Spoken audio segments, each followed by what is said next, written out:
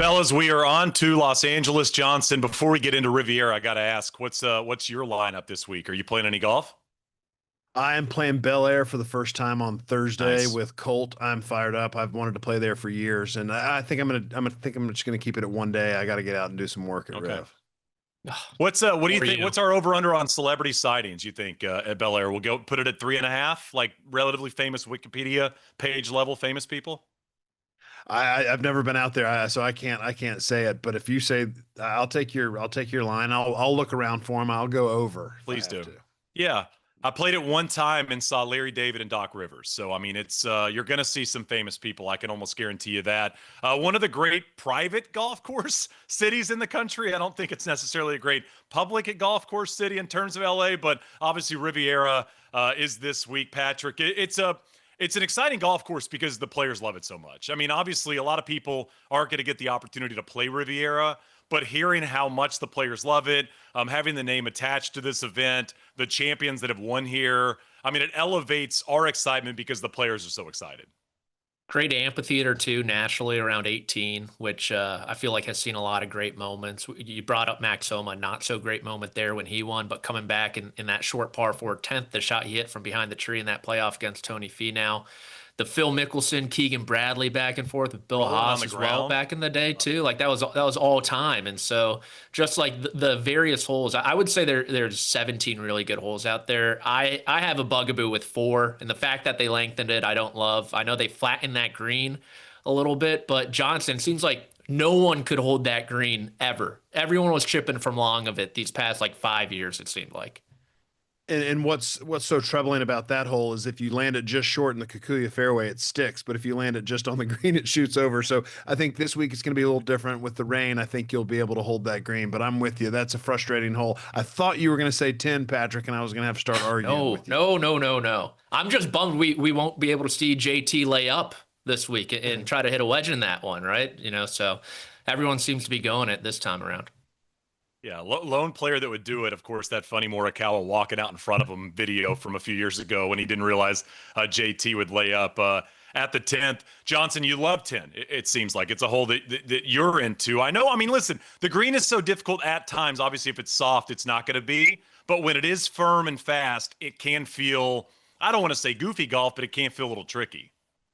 No, but I would say when it's soft, it plays tricky too, because if you get those pins that are on the back of the green, you've got to flight something in there low, chip a little pitching wedge. And if the miss with that for me is always left. And so if you miss that little chippy shot left on 10, you're in danger of it rolling up under the backside lip of that back bunker, which is just absolute death. You're not going to keep it on the green. And that's when you see guys go back and forth, bunker to bunker.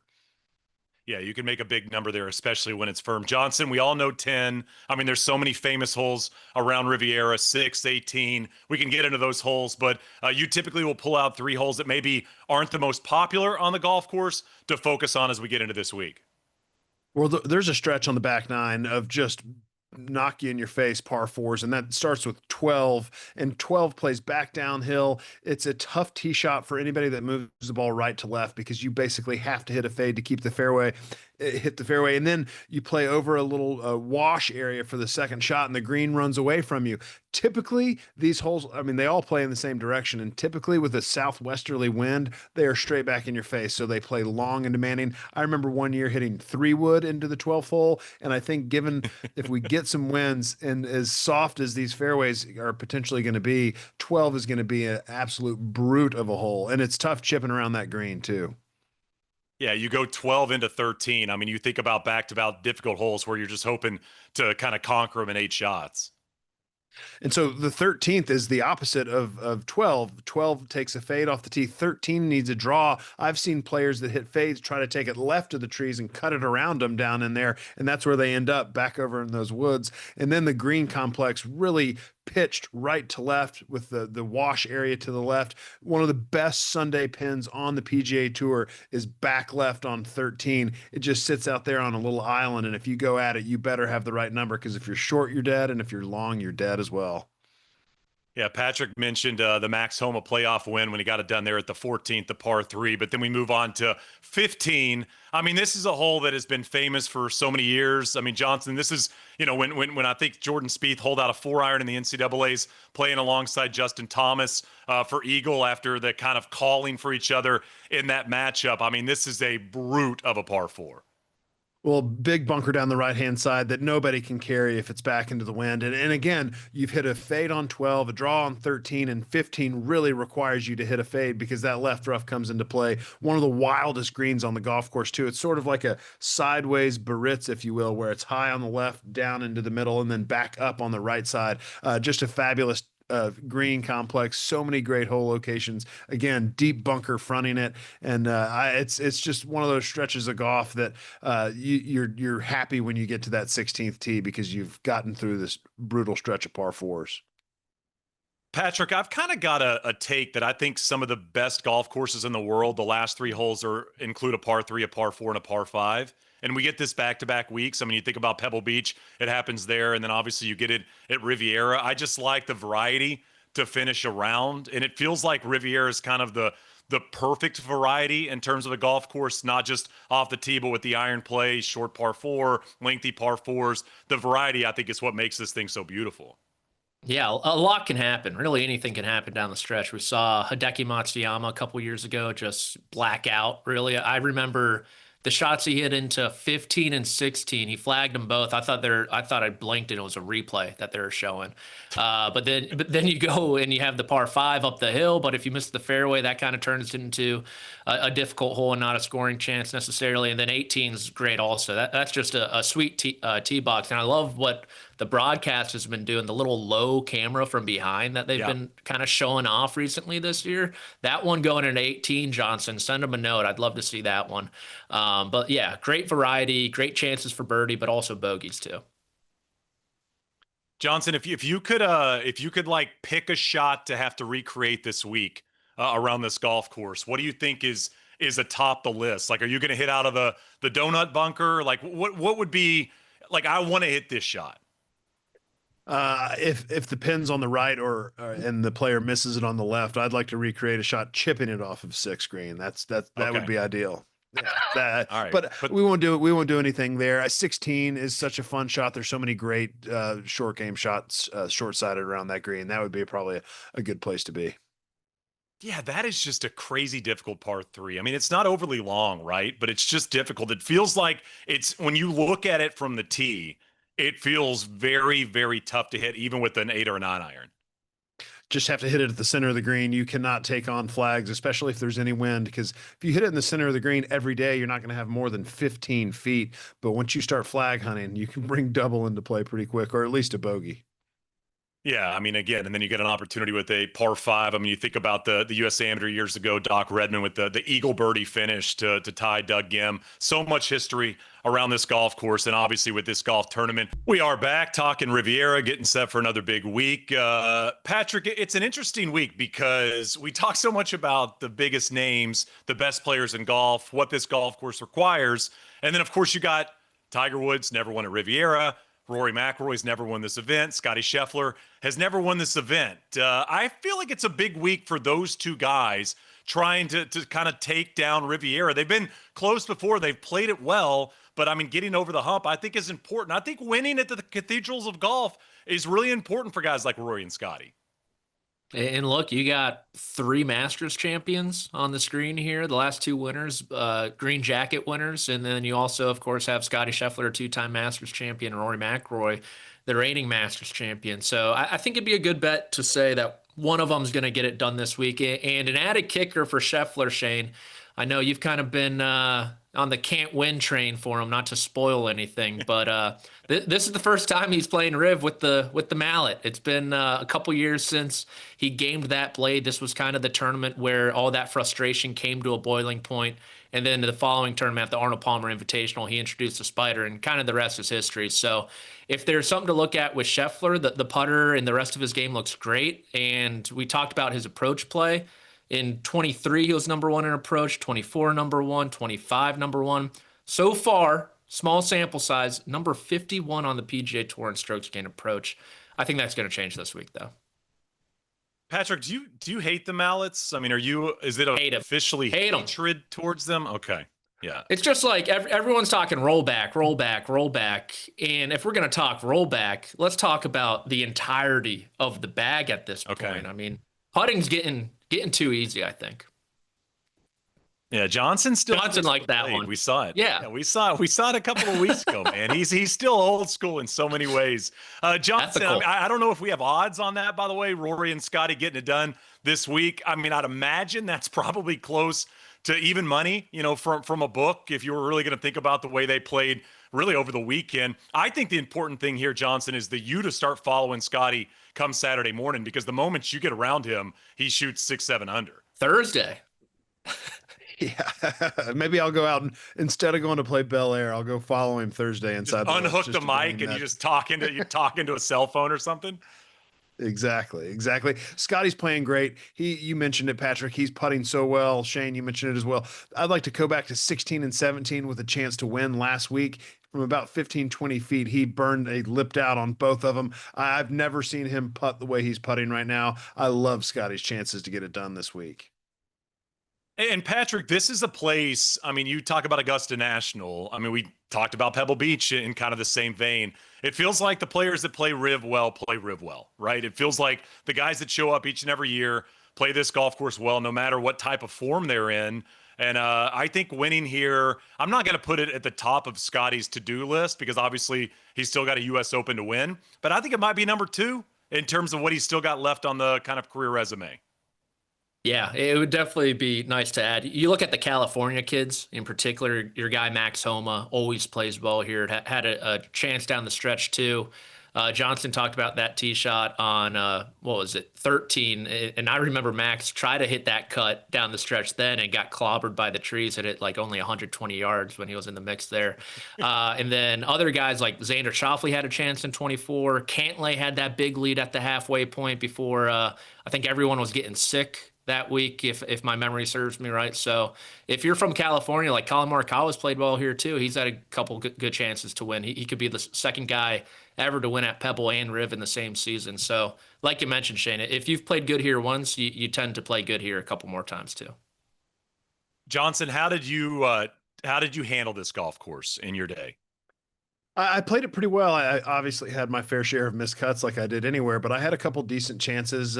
2012, I played really well with my brother on the bag, and I think I made a couple bogeys to end up finishing 21st or something. But what a fun venue late on a Saturday, Sunday, down in the canyon. The crowds are incredible, and it just the roars reverberate around this golf course because it sits down in this like canyon valley, and it's one of my favorite venues ever to play, especially when you play well out there. Had a chance to play with Corey Pavin here one year, and man, watching him chip, UCLA guy, watching him chip off this Kikuya was one of the coolest things I've ever seen in my life.